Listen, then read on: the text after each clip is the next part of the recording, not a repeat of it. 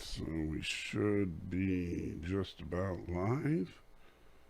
And we switch this to the live chat. So good morning, one and all. There we go. Hope you are well. And I just realized, I was like, why do I look so weird? And it's because I don't have the key light turned on. Sorry if I sound a little, that's a little bright. Bring that back. There, how's that? That'll be all right. So good morning. Sorry if I sound a little bit off today. Boy, what a day. Life of Matthew. I love the guy. He's a great friend.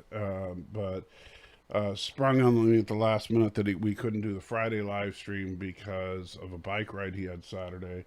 So he moved it to Saturday, and so that made this live stream a little awkward because I've only gotten about 5 hours of sleep, and that's going to happen again in 2 weeks. So just to warn you, I'll probably be late. Not this coming weekend, but the following weekend after that, I'll probably be a little bit late as well.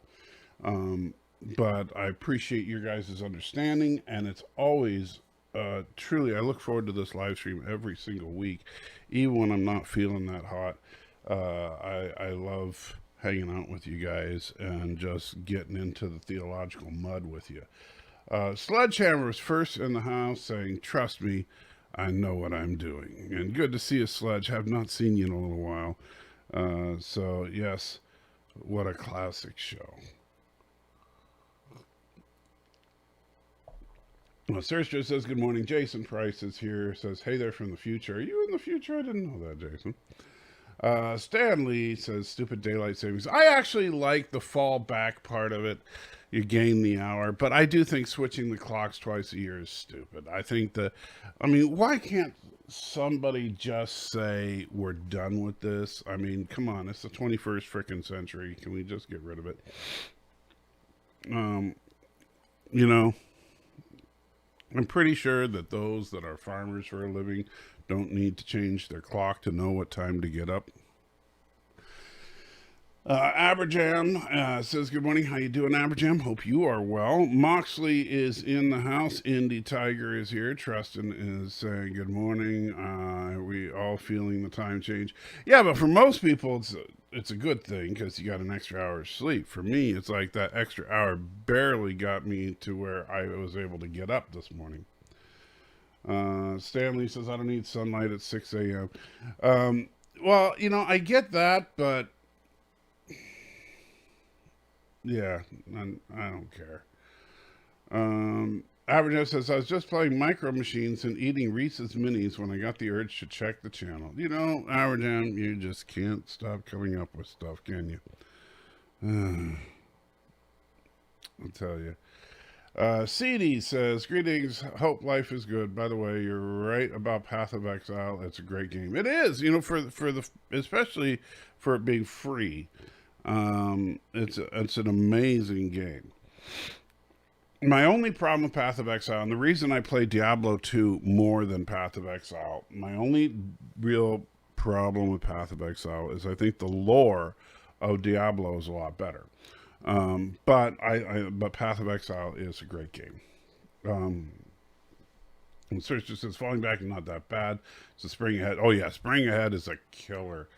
Especially if you do something Sunday morning, like obviously like this live stream on the Sunday when we spring ahead is going to be murder. And to bring you got the hiccups. I don't think I've ever seen you get the hiccups before. That's weird. The spice must flow.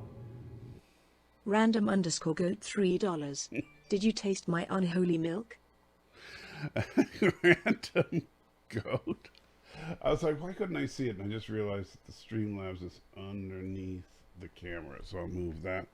So no, I have not tasted your unholy milk. Wow. So let me go to the dashboard and oops. well, that's all right. So you can see how the dashboard works here. Break that off. And go to recent events. And I'm going to try to replay that one. So, random goat. I love that. There we go. There we go. Now it should work. Random_goat $3. Did you taste my unholy milk? There we go. No, random goat. I did not taste your unholy milk, but good to see you anyway. Random. Jeez. Random goat. You know, I was seriously thinking about calling this, hey, I'm awake and I have my goat's milk or something. But no, I left that one alone this time.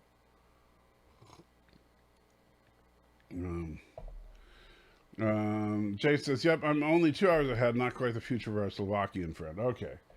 So just slightly in the future.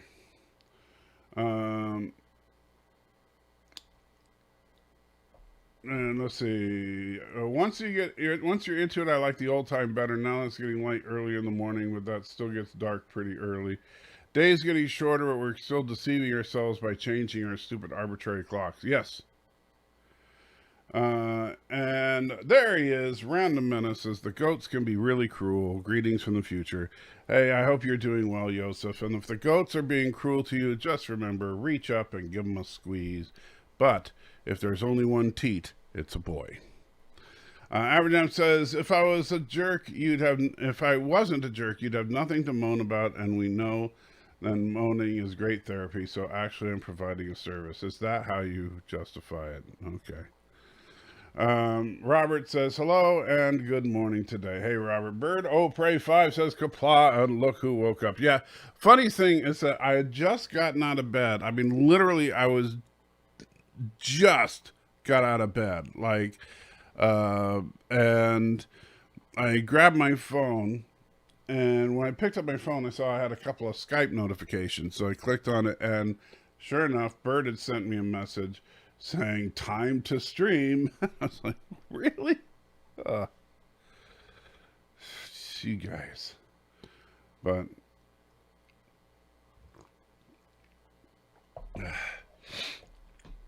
Sledgehammer says, I'm glad I found your channel. I still remember the first video of yours I saw where you did a video on Captain Marvel that I agreed with. Good times. You see, yeah.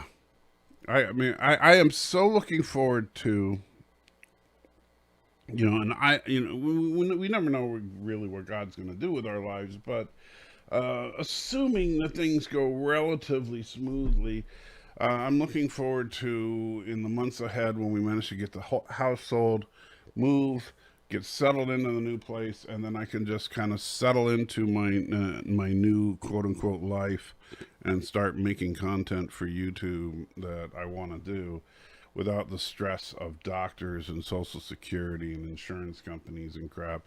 I just want to be able to relax a little bit, if that makes any kind of sense. And that's what I want to do. And you made me think of that, Sludge. Jay says, I don't ask for prayers much, but my son might have a broken ankle from the bad fall working. Please pray for peace for him while he heals.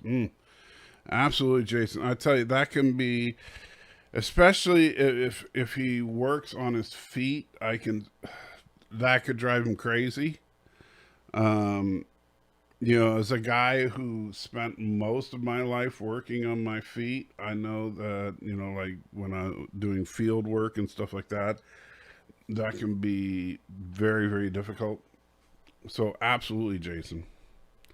The little Pricelet will definitely be on my prayer list for the time being. Let me know how he's doing as time goes on. Let's see. Captrek says, did you see my message on Twitter? Oh, I'm sorry. I haven't been on Twitter in a few days because this last week, I've hardly done anything online. But I will check it today, my friend.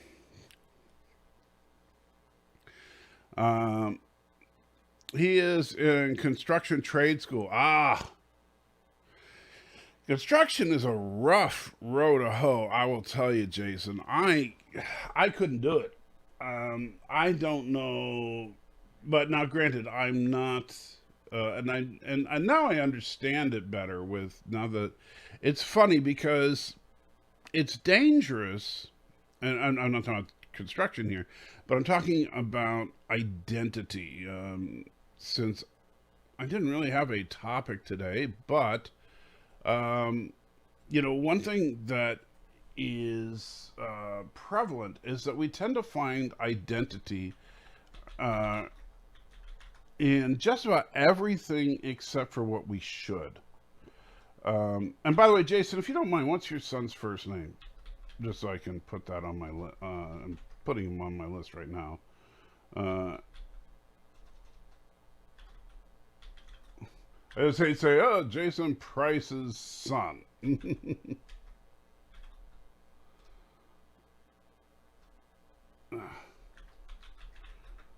Man, I cannot type today. Matthew. Of course it's Matthew. All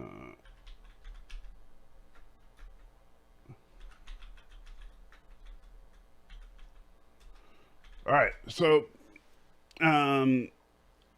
one thing we tend to do, and this can be very dangerous, we have to be careful of it, is we kind of find our identity in things that we shouldn't. So, for example, I've been fighting, this whole MS thing, and I have to be careful that while that is something that I have to deal with, it's a part of my life, and it's something that ain't going away. It's also not who I am, right? I am not, I'm not going to identify as a person with MS. That's not who I am. I am not my disease or whatever. And because that's what people tend to do. We all have this tendency to do that, is that we identify ourselves by our disease, by our work, by our relationships, by what, all these I can't pronounce today. Things around us, things that might affect us, but things that aren't necessarily us. And sometimes it's stuff that is political, our ideology, our sexual orientation, stuff like that. And, that's, or our ethnicity. And that creates division that is unnecessary. And that's one of the reasons that, if you look at the way that the Bible deals with those things, with identity politics, it's actually very interesting. And while there wasn't a term identity politics back in the day, the Bible does actually deal with identity politics head on and basically says, yeah, they're worthless. And that's why in the world of Christianity, gender and social status and political ideology and all that stuff is meaningless. It's completely and utterly meaningless. Now, that doesn't mean that there aren't some things where, obviously, like, it doesn't mean that if you're dirt poor, you can walk into Neiman Marcus and just get whatever you want. There are certain realities, right? It also doesn't mean that if you are a man, you can be the wife, or if you're a woman, you can be the husband, right? There are certain realities of it. But it does mean that as far as your status as a Christian, or as your status as far as in the eyes of God, it is not any of those things that matter. The superficial is not what ultimately matters. And so that's really the the one thing we have to remember is that identity politics, your identity is not stuff, just some random thing about you. Identity is you. Averjam, I'm not my disease. I hear you on that one, buddy. I try not to let my diverticulosis define how I live, but sometimes, oh yeah, it's not easy for sure. I mean, like right now, I mean, you guys see, I've been, and like when Captain Trek was, asking about, if I've seen his message and stuff, I have not been online for the entire week until Friday, in large part because I've just been knocked for a loop. This has been a rough week, and, I'm not feeling well. I've been in a lot of pain, and I knew that if I started live streaming, I'd just be whining and complaining about it, and I didn't want to do that. So, that's that can be hard. I mean, it's really genuinely difficult for me to not just start every sentence with, well, my MS, well, as a person with MS, well, and I can't do that. You can't fall into that, because once you fall into that trap, you'll never pull yourself out of it. That's the problem, is that once you start doing that, then everything becomes about that. And that's why you notice that with these activists in the world, you never, it's the old say, to a hammer, everything is a nail, right? To the activist about whatever issue, everything relates back to that issue. If you are a gender identity activist, then every single problem in the world, for some reason or another, boils down to gender identity, right?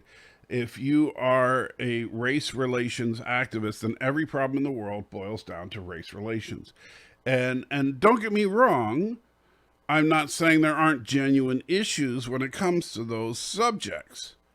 But the problem is that when we make that the focus of our lives, then we tend to ruin lives.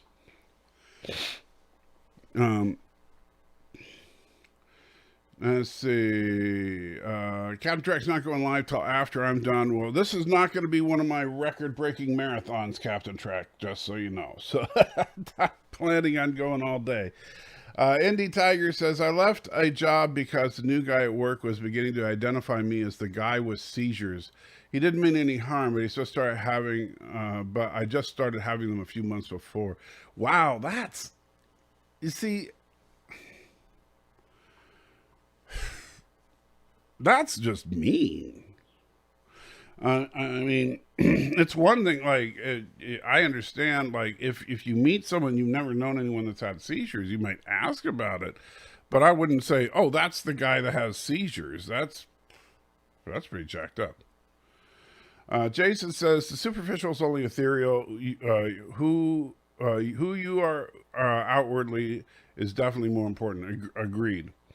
Matthew had nothing but condolences and well wishes from his job placement in school, but his glass half empty learning personality, so it's hard for him. Yeah, if you're more pessimistic and something like that happens, it'll hit you like a ton of bricks. I get that. And like if he's looking for work and that kind of work, like obviously with construction, your body is a major asset for your work, so an injury can be devastating. Whereas if he was a computer operator and he had a broken ankle, just means that he has to, get to his desk on crutches, not the end of the world. And doesn't want to be a burden. Now, let me talk about that for a second. Doesn't want to be a burden on anyone. That is a massive problem that mostly guys, but we as humans tend to do, where we get worried about we don't want to be a burden on others if we are having trouble. Now, I'm sorry to my non-Christian, non-believer friends here. You're going to have to bear with me for a minute, because this is mainly a thing for my Christian brothers and sisters. So sorry. But if you are a Christian, and I know the non-Christians can understand this, even though it might not hit home quite as well.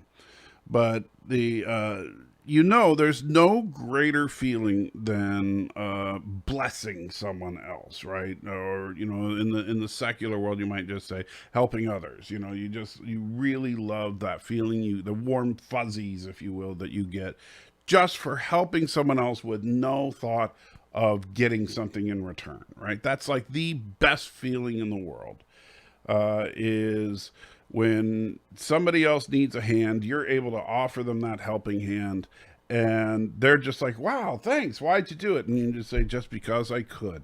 And that is like the best feeling on the planet, right? If you are in a position to where you need help, and someone offers that help, and again, this is the tough one, you are giving them the opportunity to have that feeling. Okay? So it's tough, I know, because nobody wants to be the one receiving that help. But let that other person have that feeling. Let that other person feel like they're the hero. It's okay. Because you know what? One day, someone else is going to need help, and you're going to help them. And that's the important thing. Is like, that's the whole point of do unto others. That's the whole point of, half of Christian philosophy is, yes, there are times, there are times you're the hammer, there are times you're the nail. There are times that you're going to need people to help you. But when you're not in one of those times, you need to go out and help other people. And if you weren't out there helping other people, well, okay, great. But, like I said, if you don't deny other people the great feeling you have when you help people.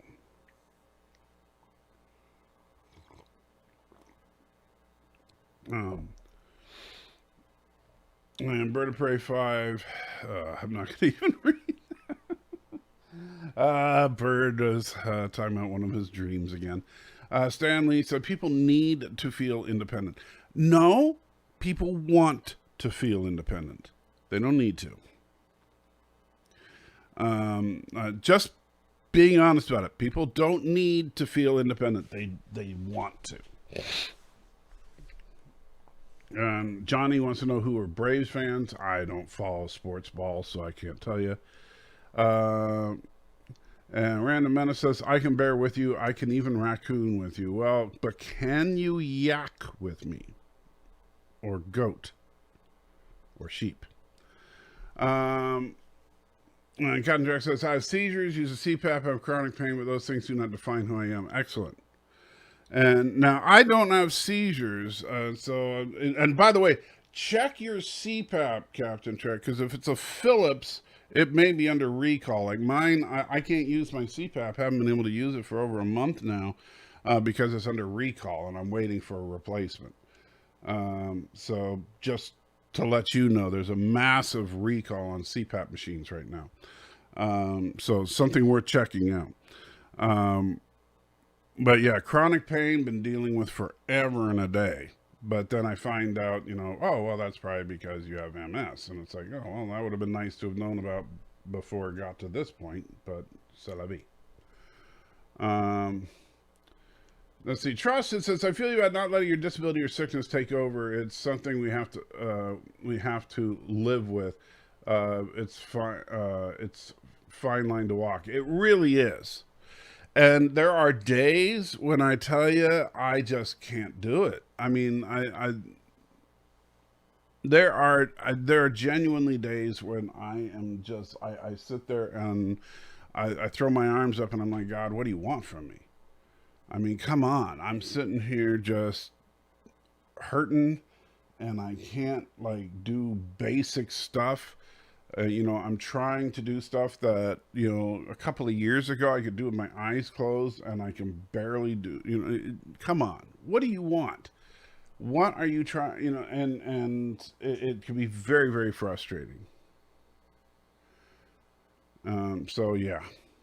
But, we need to, and so those are days when I'm just like, nope, not going to live stream, not going to do it, because one thing I refuse to do is I'm not going to drag all of you guys down. And so when I'm in one of those really bad, funky moods, I'm not about to come online and drag all you guys down with me.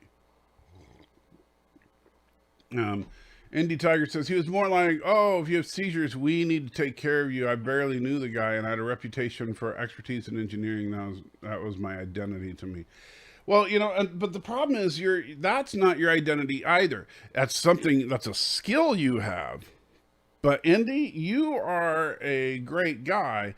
Now, and your identity. Now, of course, to me, your identity is a reflection of God, and the problem is, I know, and this is just, a philosophical difference between us. As a non-believer, as an atheist, you don't have that type of identity. So I get it to where, like, for you, calling yourself an expert in engineering, that would be an identity for you. And that would be, I would say, a healthier one than the guy that has seizures, for sure. And Bird is singing, you are the wind beneath my wings. Not sure why.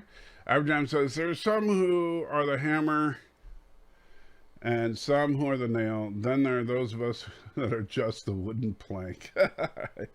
And Sledgehammer says, I'm personally not Christian, Nordic pagan, but one important bit of the Bible I try to follow is the Cain and Abel story. A warning of the dark road of resentment. There's a lot of good cautionary tales in the Bible, and I understand that not everybody that I talk to is a Christian, but then if everybody I talk to was a Christian, life would be pretty boring. So, and Jalu3 says, thank you for your service. As later this week is Veterans Day. Is Veterans Day coming up already? Dang. If you find yourself post 460 in Kearney Mesa, San Diego, your first drink is on me. Well, thank you. Not very likely that I'll be in San Diego anytime soon, but thank you so much. And I assume that you too have served, so thank you. Or are serving, since you say at post 460. Robert says, speaking of recall, in the movie Total Recall, did all of it really happen? Was it all just a fake memory? Good question. I say fake memory, which kind of ruins the movie. But the problem is, the big clue is that just before he goes into the recall machine, the lab assistant pulls out the chip, and he says that the name of the program they're putting in him is Blue Skies on Mars, and the last thing we see in the movie is Blue Skies on Mars. Yosa says, I literally lost my voice. I'm temporarily disabled. I can't argue with my wife. Well, first of all, if you literally lost your voice, that means that you misplaced it. So I don't think you literally lost your voice. I think you figuratively lost your voice. Sorry, I'm just giving you a hard time. CD says seizures are not fun. I haven't had a convulsion seizure for years, but still have complex or partial and simple partial seizures. Well, there are a lot of different kinds of seizures. Like my wife, fortunately, she doesn't have grand mal seizures. That's the full body convulsion type seizures very often. She hasn't had one of those in years, but thanks to the medication she takes to keep those under control. But she has what's called absence seizures, which are basically like her brain just reboots. And so when that happens, it's like, imagine, like, it's almost like in Star Trek, someone's just like talking,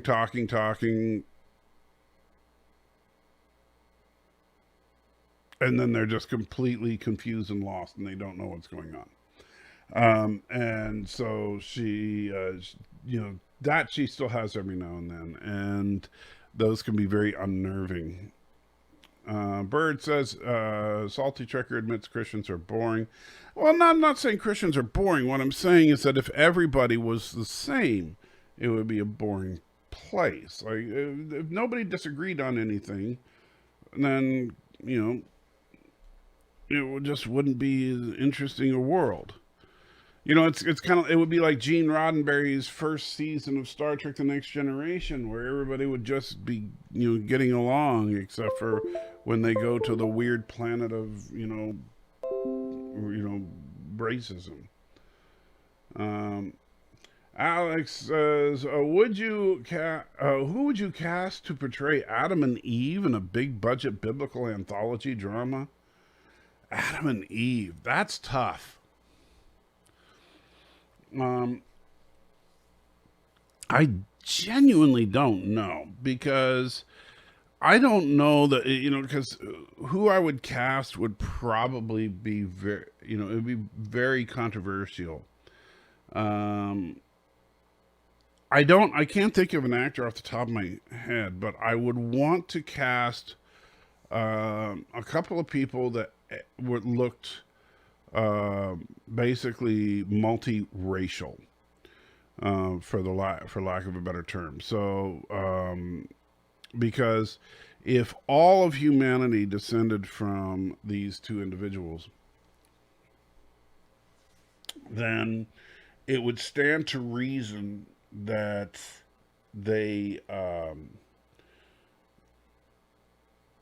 had elements of all the ethnic groups that exist in the world.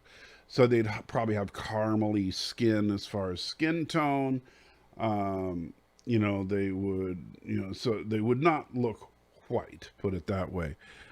Maybe someone like The Rock, Dwayne Johnson. Someone like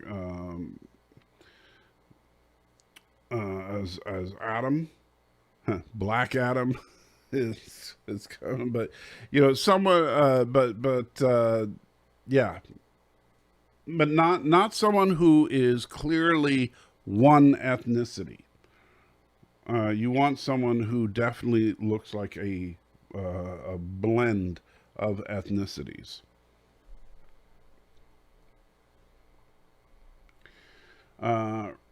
And Sledgehammer says, right, I'm off. Gonna chill with a beer and some chewing tobacco. We'll try to drop by more often. Take it easy. All right, Sledgehammer, take care of yourself. Aberjan says, as a Christian, is it wrong to be angry with God? If we are, should we hide it, deny it to ourselves? How do we deal with it? Interesting question. Is it wrong to be angry with God? Is it, well... you have to be very careful about it.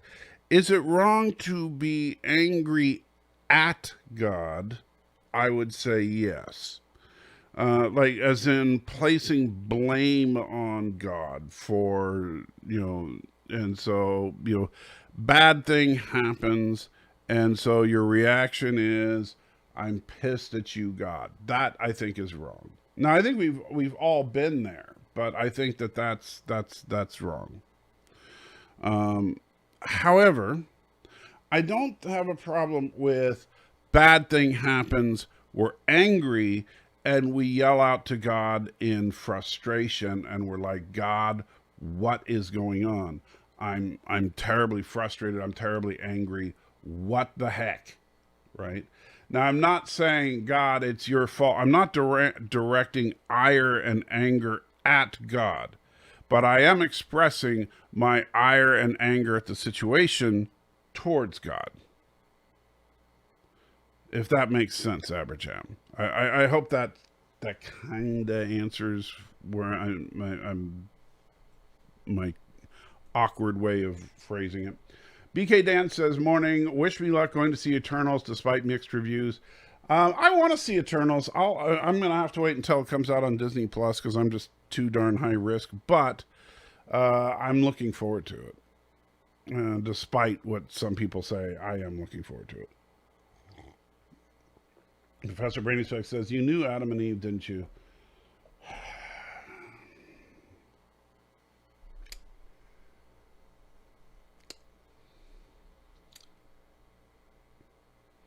BK Dan says, so Polynesian in skin tone to play Adam and Eve. Well, not necessarily. See, and that's the thing, you jump right to, well, Polynesian. It's not that he's Polynesian specifically. It's that, but that is about the right skin tone that I'd like a caramel type skin tone. Not fully black, not fully white, somewhere in between. The Rock, I just, if you were trying to nail down a specific actor, I like The Rock. He's charismatic. He's, the only problem is like I wouldn't cast him the way he looks now because of all the tattoos and stuff. But I think he would make a good choice. He's also a great physical presence, and he looks like an almost perfect human specimen, which Adam should look like. But at least, even though that's not really in the Bible, most people imagine that Adam was pretty much, because Adam is the one human being created directly by God. And so most people think that Adam was a perfect, or at least a near perfect human specimen. And so someone that had the build of Dwayne Johnson would make sense. So that's, and Indy says a younger Kelly Hu as Eve. I'm not even sure who that is, but I'm going to copy that name and put it in the old Google machine and see what that comes back with. Because now I'm curious. I could see, no, if she was a little darker, maybe.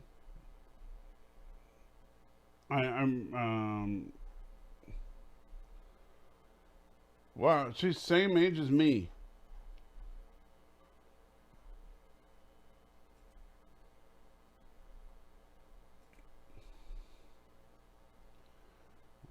Which is weird.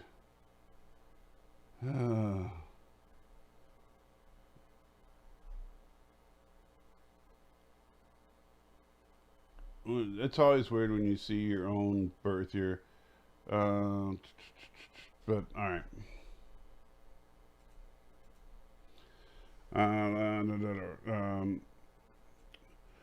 What was it like to witness Atlantis sink? Says, wow, you guys are just mean.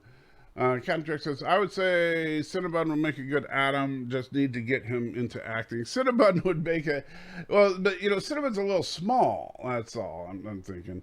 A guy who was kind of like my dad, died a couple of weeks ago. Oh, I'm sorry, Johnny. Totally unexpected. My dad died 42 years ago. The other guy was the best man I ever knew. Oh man, I am so sorry, Johnny. That can be really tough. Especially when someone that you're close with dies unexpectedly, that can be really rough. Because I'll tell you, like when both of my parents died of cancer. With both of my parents, I had about 6 months warning, and so with both of them, I had time to process it, to talk to them, to say goodbye. With my wife, when her mom died and her sister. With both of them, she just got a phone call, basically, they're gone. And it's like, what are you talking about? What do you mean they're gone? There's no processing. There's no goodbyes. There's no, last conversation. It's just over. And yeah, that's... And that should be a sobering reminder sometimes that, hey, tomorrow is not a guarantee for any of us. And so, that's one thing. The Bible says to do this.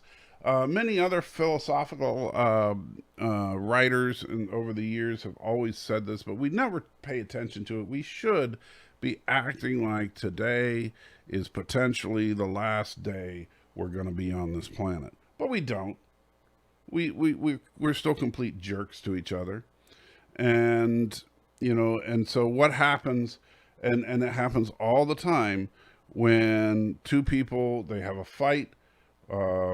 They're screaming at each other about something.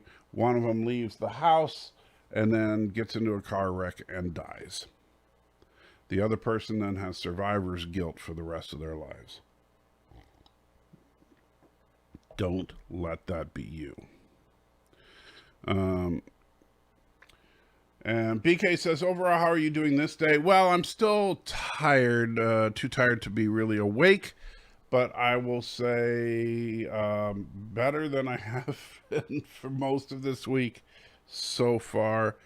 But looking around this room and thinking about what I got to try to get done, not thrilled. And also thinking about, there's just so many things to do, and that's what's mind-numbing. Stanley says Rock is playing Black Adam. Yes, indeed. Very much looking forward to that. Average M says you adequately answered the difference between angry anti-tricker and angry at and angry with God. Thank you. If someone's angry at God, how should they handle it? They need to if they're angry at God, they need to come to understand.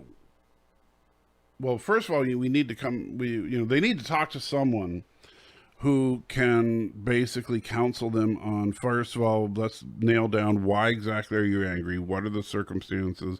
Because everybody's anger is different. Is it because a family member died? Is it because, you just generally think life is unfair? Is it, because I didn't win the lottery and some jerk did, or whatever? There could be a million different reasons why you're angry at God, right? And then we need to talk about, okay, is it God, the creator of the universe's responsibility to give you a winning lottery ticket, or to make sure that your life is as good as that person's life, or whatever the circumstances?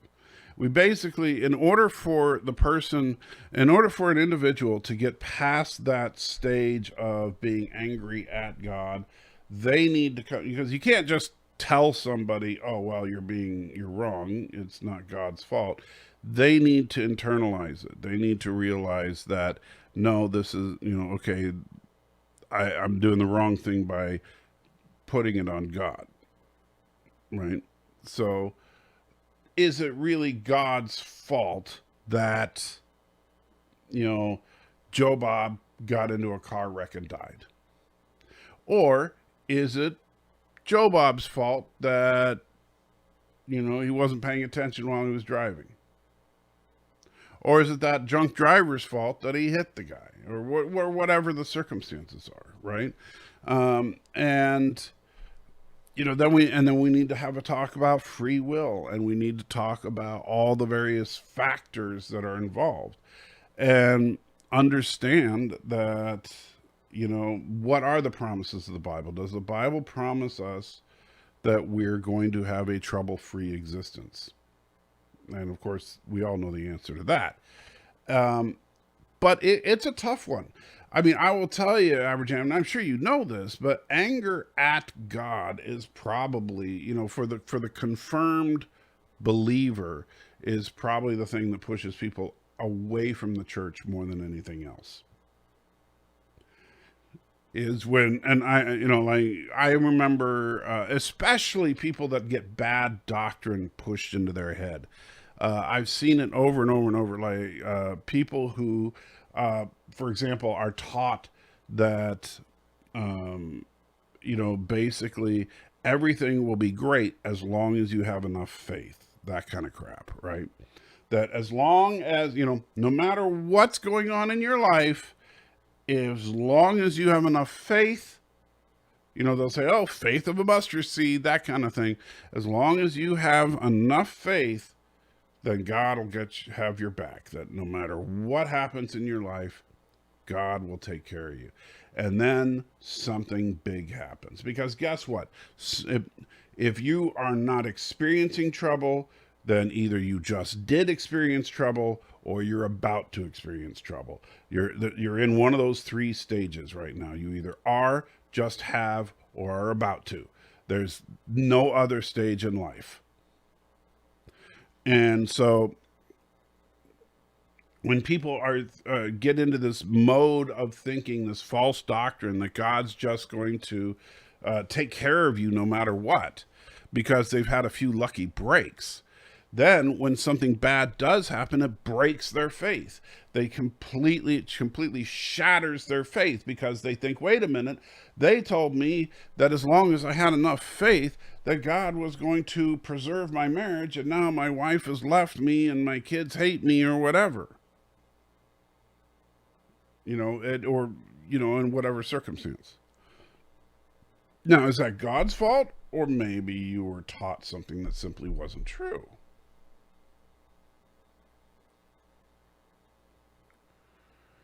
So, I mean, it's tough. It's tough.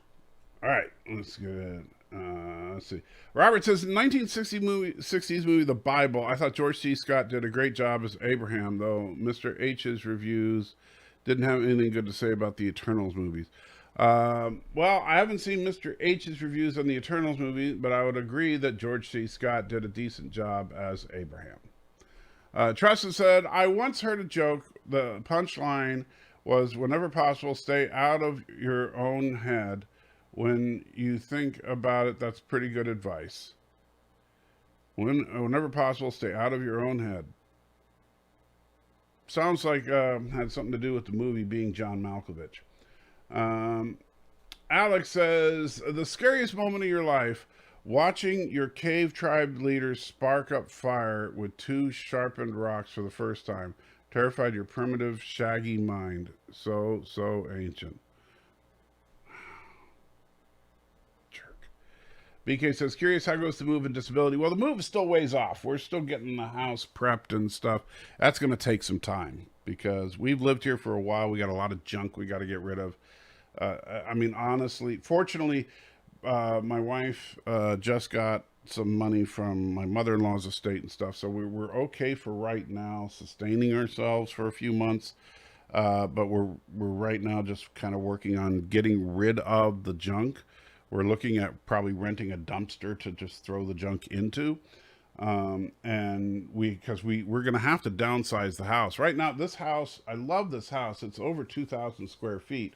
We're going to probably have to go down to a house that's maybe half this size, which means we're going to have to get rid of at least half our stuff.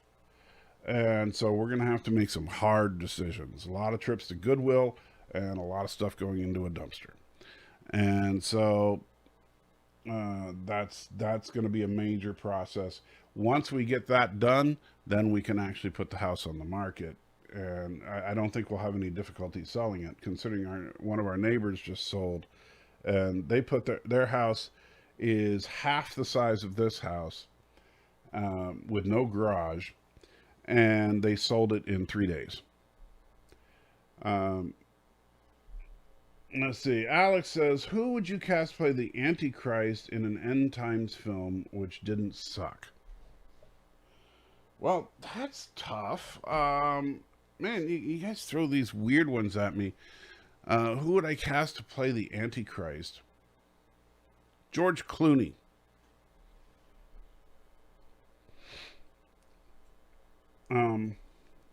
Yeah, George Clooney. Because everybody thinks the Antichrist needs to be this maniacal. No. Yeah, just, of course, George Clooney's too old now, but, so Chris Evans. There you go, Chris Evans. He'd make a good Antichrist.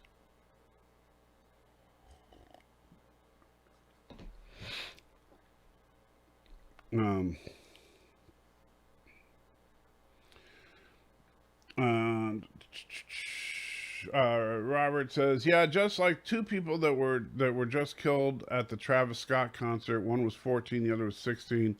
Never had much chance at life, unfortunately.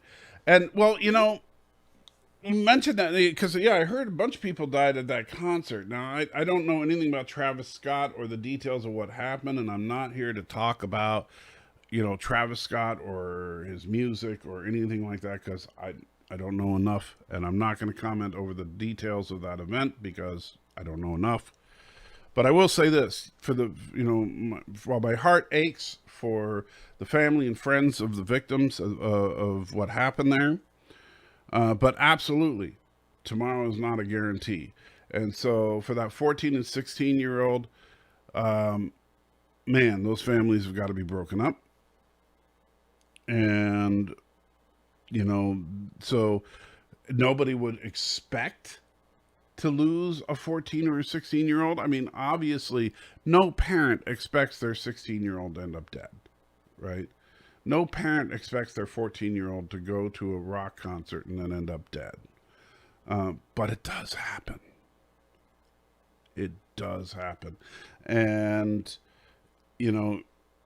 if you're a believer, you need to be prepared for that by making sure they are prepared for that. And are you prepared for that? Are they prepared for that? Or are you just figuring, it ain't gonna happen for a while. I got another day. It's not that important. No, it really is. It really is that important. So we really do need to take it seriously, but we don't. We act like, oh, don't worry, tomorrow's still coming. And Arabic says, Joel on true, my friend. BK Dan says, wishing you luck and peace of mind dealing with your loss. Loads of prep. Thank you, my friend. It's going to be, oh boy, that's a lot of work, but we'll manage to get through it. Let's see. Faith of a mustard seed. Never heard that one before. You've never heard it? Well, because you're not a believer. There's it's actually a saying from the Bible, something that Jesus himself was talking about. So the concept is that a mustard seed is, of course, a tiny, if you've never seen a mustard seed, tiny, almost microscopic size seed. And Christ himself used the mustard seed as an analogy of how little faith you need to have to accomplish great things. And so he would say that even if you have just the faith of a mustard seed, then you could just command this mountain to move and it would move. Now, people would take this to mean that as long as you have faith, nothing bad will ever happen to you because God will do whatever you want. But God is not Santa Claus, and that's not what the point of Christ was, because Christ would talk about the fact that, if Christ literally meant what people think in their mind with this, that God will do whatever you want. Hey, I can, like Kent Hovind was literally saying he could control the weather, but he would never demonstrate it on camera. But there were Kenneth Copeland, I'm sorry, not Kent Hovind. Kenneth Copeland said he could control the weather, but he'd never do it on camera. But but you have these people that say that, oh yeah, I can literally move mountains because I have the faith of a mustard seed. There are people that would say that nothing bad will ever happen to me because I have faith of a mustard seed, because that's what Jesus said, right? However, this is the same Jesus that got down on his knees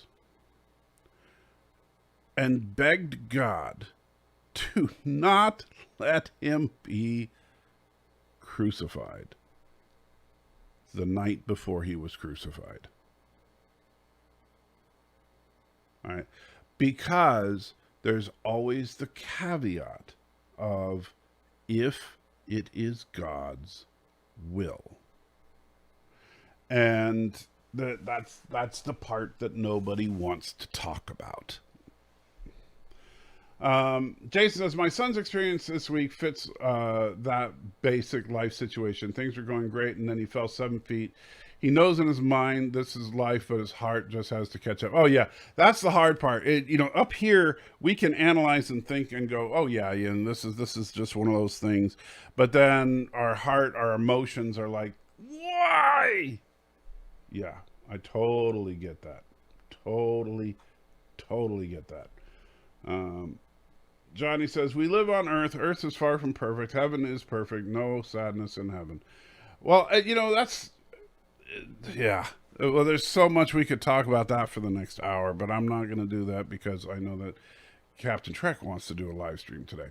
Yeah, not a church person believer, but I love the community here. Thank you, BK. And you know what? That's part of the main purpose of the Sunday morning live stream is to strengthen the community, and to expose, if you will, because here's a problem.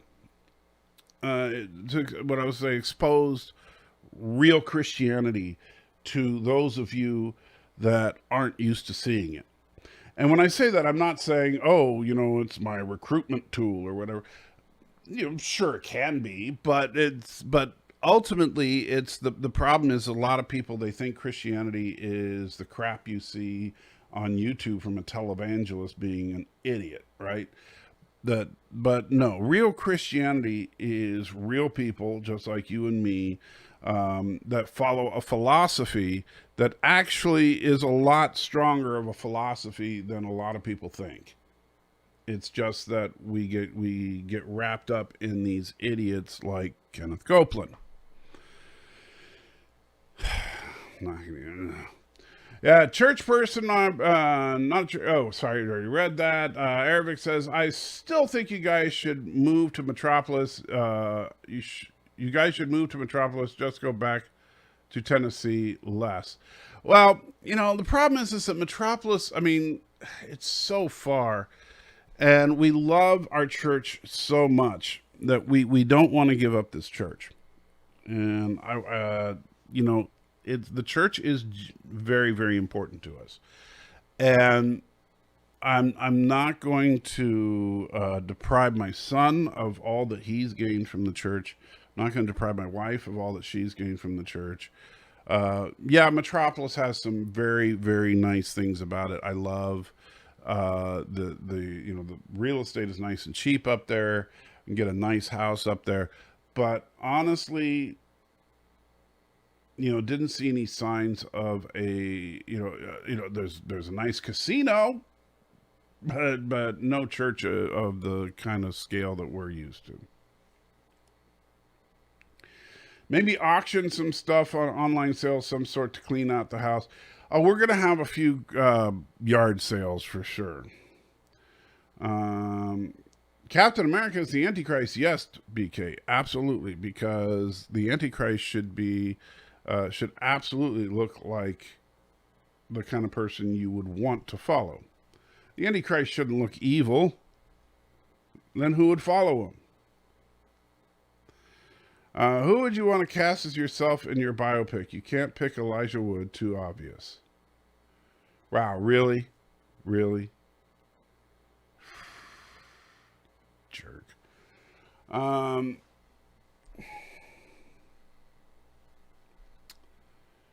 Who could I pick? Well, I don't know that anybody's got the talent to play me. Maybe Ron Jeremy. I don't know. I have no idea.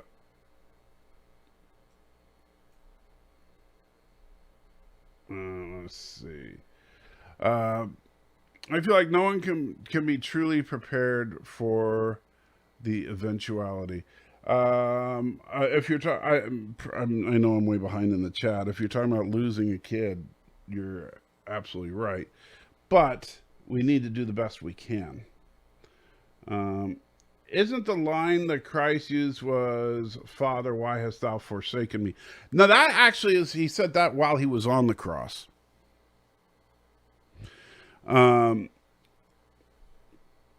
When he was praying in the garden, he begged God. He said, please take this cup away from me, but not my will. And in fact, I'm butchering it, but let me see. All right, prayer at Gethsemane.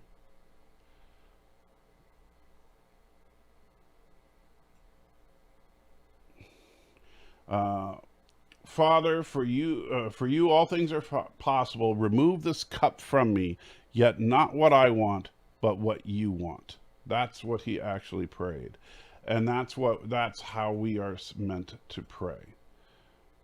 You know, is, hey, you know what, God, this is what I want.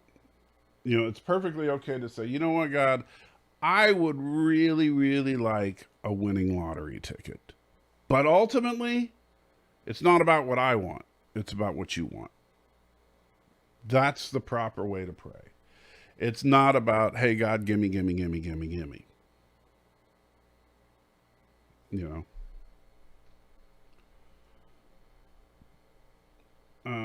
know, because like when Christ was saying, hey, you know what, just soon not be crucified, that was a selfish prayer. But at the same time, it was a very reasonable one. Who would want to be crucified?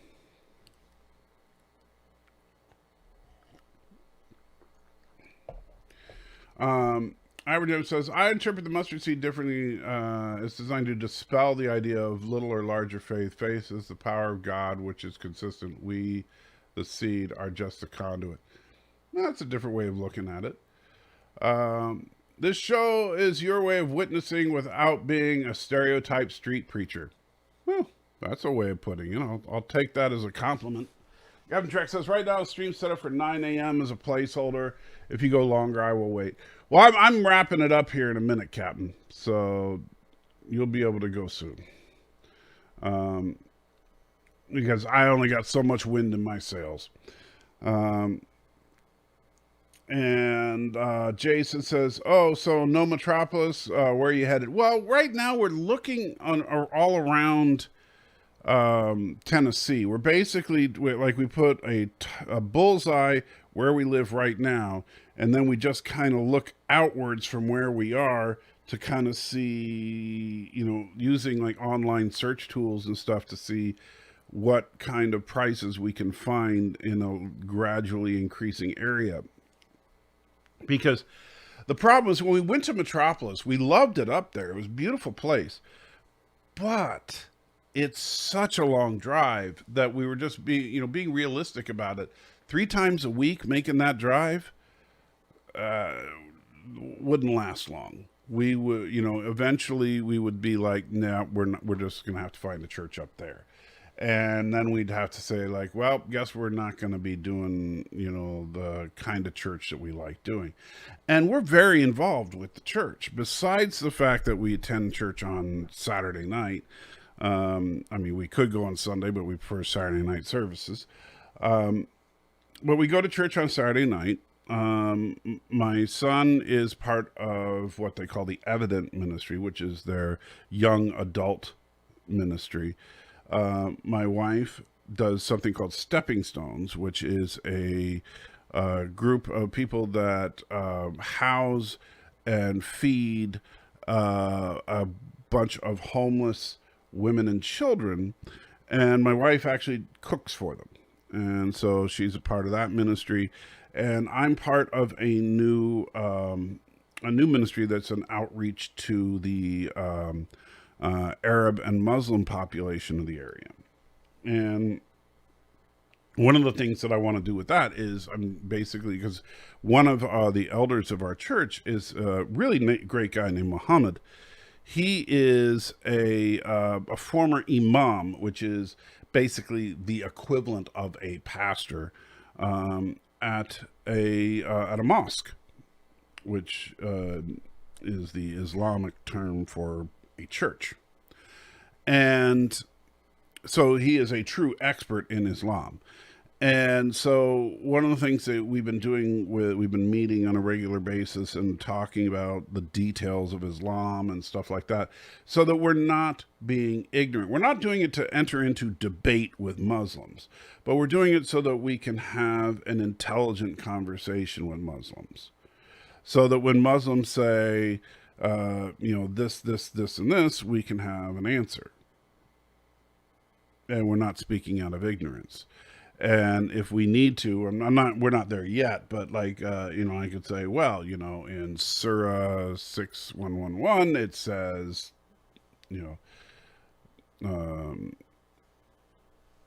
X, Y, and Z. So that way I can say something without sounding like I'm completely ignorant as to what Islam is all about. Not as a form of attack, but just to show them that I care enough to learn about them. Anyway,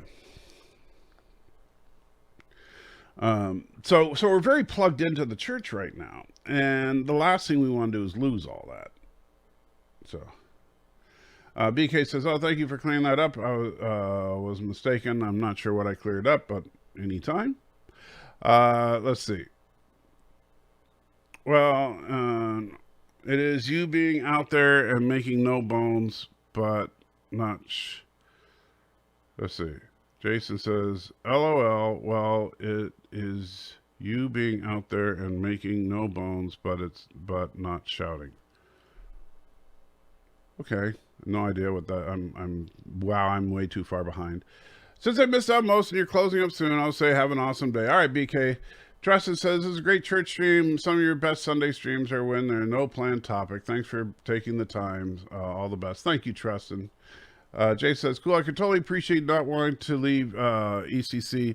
Well, I've watched. It's been so very good. You could move to Sparta, only an hour drive. I've looked at a few places in Sparta. We've looked in. So if you know Middle Tennessee, we've looked at. I'd have to." Just to kind of give you an idea. Oh, and thank you. Joseph throws out the collection plate. Everybody throw your money in the collection plate. It's time to. And now Joseph should come on and sing a song while we do the collection plate. That would be absolutely hilarious. You should record Joseph singing. So to give you an idea, I currently live in Murfreesboro, so we've been looking at places like Smithville, McMinnville, Manchester, Tullahoma, Shelbyville, Liberty, Eagleville. And the problem is that a lot of these places are nice little communities, but not a lot of homes for sale, or the property values are increasing exponentially. And so that's kind of what we're facing down. All right. So with that, everybody, so Captain Trek already put the link into his stream. Spice must Thank you. Jason Price $5. Bring out your arms. Well, it's not. No, this what is this, like the 17th century? You're not. This isn't alms. This is your tithe. Now, come on. So what you're supposed to do? Here's where I'll get all. This is where I'll get all religious-y on you. So what you're supposed to do is tithe to the church, and what that means is that you're supposed to give 10% of your income to the church. And a minimum. Now, that is a biblical concept, and the idea was that pays for the operation of the church. Now, do I expect everybody to give 10% of their income to me? Of course I do, but I know that nobody will. I'm kidding. Yeah, if you're in Canada, of course, that's 10% of your total Shatners. But that actually is the biblical idea. There was that pays for the operation, pays for the priests to have their income, and it pays for the general maintenance of the church and all that stuff. And then beyond that, you also make sacrificial gifts, which is The spice not done must as flow. much anymore. Ah, and thank you, Captain Trek. He has $1 for the collection plate. put his dollar into the collection plate. You're the man. I appreciate it. And so, but here's what I ask, and in all seriousness for a moment, is I am not, as much as I appreciate when you guys give, because I do, I truly do, especially these days. If for some people they're like, this salty trekker, he's just kind of an angry jerk with a weird beard, and I don't want to give to that guy. And you don't have to, but find someone you do want to support. If it's not me, that's fine. If you don't want to support me on Patreon or by donating or whatever, fine.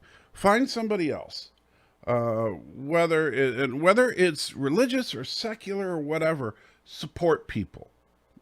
And give them a couple of bucks. It doesn't have to be a ton of money. Give them a buck or two. Find a few people that you can support that you feel good about, because man, if everybody did that, what a difference that would make for the content creators out there. Because you think about it, like Lore Reloaded, right?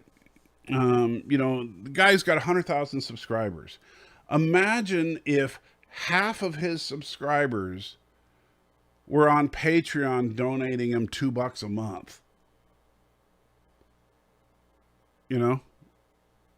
What a huge difference. That would be $200,000, or that would be $100,000 a month, right? So that would be huge. So if you find a few YouTubers that you like and you donate them $1 a month on Patreon or something, that can make a huge difference to them. Because unfortunately, not enough people think about it this way, but those little dollar donations, or $5 donations, or whatever you can do on Patreon and stuff, make a huge difference in people's lives. They truly do. On our Patreon, we get a couple $100 a month every month, and that makes a huge difference in our budget. That does. And so, I can't thank you guys enough for that. And so when people that support me, or you support anybody else on YouTube or Twitch or wherever, you're helping people. Now, granted, do I support channels that have 8 million subscribers? No. And I will tell you, I'll tell you my own personal prejudices here. I don't support channels that get lots and lots of corporate sponsorships. I just don't. Like, for example, one thing, and nothing irks me more than big mega channels that then get corporate sponsorship, like Jeremy Johns, right? Look, I enjoy Jeremy Johns' movie reviews. Here, I'm going to get salty for a minute. I really enjoy Jeremy Johns' movie reviews. I think that they're fun, they're entertaining. Jeremy's got a good personality for it. He may not be a true critic, but he's at least an entertaining voice, and he gives his opinion on movies. And lately, he's been spending the first minute of his reviews pimping whatever product he's being paid to pimp. And I'm like, dude, you've got like 9 million subscribers. I don't know if it's still the case, but for a long time, he was the number one movie reviewer on YouTube, which that's a big deal, right? And so Jeremy is making bank. Ad revenue alone, he is making high 6 figures, right? The man is rolling in dough. And he is sitting there selling corporate sponsorships. Why? What does he need that for? And so it's like I don't even want to watch his videos anymore, because I don't want to sit there and listen to Jeremy pimp out some product that he doesn't even use for a minute before he gets around to his video review. So the last thing I'm going to do is give him $1 a month. right? However, you're darn right I'm going to support Trek Yards. You know, I'll support a channel like Lore Reloaded. You know, these guys, granted, I know them a lot better than I know. Actually, I have talked to Jeremy, but that was a long time ago. You know, but I know these guys. I know, you know, that sure, you know, it's true that you know, sometimes they both say stupid things, but usually they're pretty smart guys. Well, Trek Yards is pretty smart. But but it's not about the size of the channel, Aberjam. Granted, you know, yeah, my channel's a lot smaller than them, but if think about Trek Yards has roughly 60,000 subs, right? If you know, imagine what a difference it would make if just 10,000 people supported them at, you know, for, you know, $2 a month. That would be more than enough to keep Stuart and Commander Cockings going. Right. And then maybe people wouldn't be so frustrated with them constantly asking them for super chats during their live streams. Right. You know, like, and I said, Lore, if Lore got $1 a month from a quarter of his subs, he'd be rolling in dough. And granted, knowing Lore, he would probably just literally cover his bed in money and roll around in it naked for an hour as a video. So, yeah.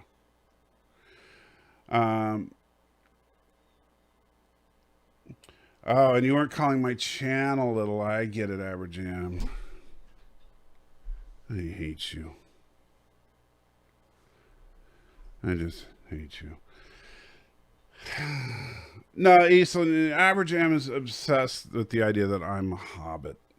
He thinks that I'm about 3 feet tall and blah, blah, blah. Anyway, I don't mean to go on a rant about giving, but my point there is just give what you can to whoever you feel good about giving to.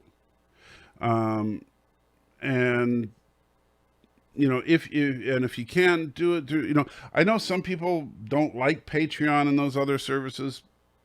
You know what? You're going to find, if you're looking for a reason to hate, you're going to hate every corporation in existence. If you can give. And no, I don't even have hairy feet. You guys, I just can't. Anyways, thank you. PJ throws the Patreon link out there. You don't have to do that, PJ. I'm not trying to pimp my Patreon specifically, but I am trying to encourage people to support the community at large. And that includes, by the way, PJ over at Orville. Let me tell you a second about Orville Nation. If you're not subscribed to Orville Nation already, shame on you. You should be.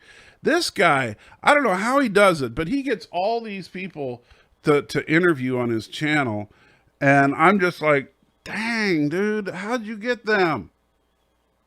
That's just crazy. Orville, I still don't know how you do it. The only person I know that can get people as good as you can is Captain Foley over at Trek Yards, but that's only because he knows people in the industry as far as on the technical side. You know, like Drexler and stuff, but you know, now, and like Mike McMahon's been on Trek Yards a couple times. But I do appreciate it, man. I do, because believe me, it's going to, you know, once we get settled into the new place, I have a feeling that things will be okay. It's just a matter of getting from there to here. From there to here, from here to there. Wow, I can't talk. All right, so and hey, don't forget to subscribe to Captain Trek. So, and since he's asking for the pimp job, actually, in all seriousness, Captain Trek, he's a good friend of the channel. He's a part of the community. You should be checking out his channel. And there's another one you can support. All right, so. So he's going to be live streaming. In fact, he should be starting his live stream any second now, so that I can graciously transfer over to you, Captain. And I know that that's true. The secret is ask, but I just never, I don't have, well, right now I don't even have the energy to, but, you know, I do have a puppy. You know, I'll have to find actors that like puppies and say, hey, I got a puppy. And then they'll be like, oh, let me come on your show. And then, you know, they'll say, that's right. You can come on with the cutest chihuahua. And then that'll be my whole thing. I don't know. Oh boy. So, and Kronos is saying, burns what the holy water burns. We're seeing the cute innocence of the puppy on screen. All right, so you know, and once we get things settled down, we'll have to set up a Patron cam eventually. Problem is, she just likes it. She doesn't have a regular, like, you know, Auntie would always sleep in the same spot, right? But T'Pring is all over the place. Like right now, she's sleeping on my right leg. Sometimes she'll sleep on the arm of my chair. Sometimes she'll sleep in her bed. It just depends on her mood. All right, so everybody go. Yes, great. You see, that's a great. I don't know if that's an actual slogan or not, but if it's not, Captain Trek, you should steal that. Drink your fill at the morning brew. I like that. So there you go. So everybody go over to the morning brew. Captain Trek, if you're still here, put the link in one more time so people can go over to the morning brew. If not, then I'll try to dig it up here, but my old bones don't work that well. Let's see. I don't know if you started yet. Let me see. Have you started? Don't see. There's late morning brew. There it is. All right. Yeah, so there is the morning brew, and I see Captain Trek just put it in there too. So I want everybody to head on over to the morning brew, and here I'm going to even pin that message. There we go. So head on over to the morning brew. Although here's a question: how come you have you have your espresso machine and a bunch of Coke bottles? That doesn't seem like it makes sense. Kronos, are you leaving? You didn't just show up. You've been here for a while. And I'll probably stop in on the morning brew for a little while. So, because I know I never hang out with you guys over there, and I've been lazy. So, but today I'm feeling feisty. I might go over and drive Captain Trek crazy a little bit. All right, guys. So take care of yourselves. Thank you so much. And remember, wait. I'm going to actually hold up the sign here. Well, I should have thought about this because I'm going to pull it out from under my keyboard and mouse. But remember, you are the salt of the earth. That's what it says in Matthew 5:13. But I am the salty trekker.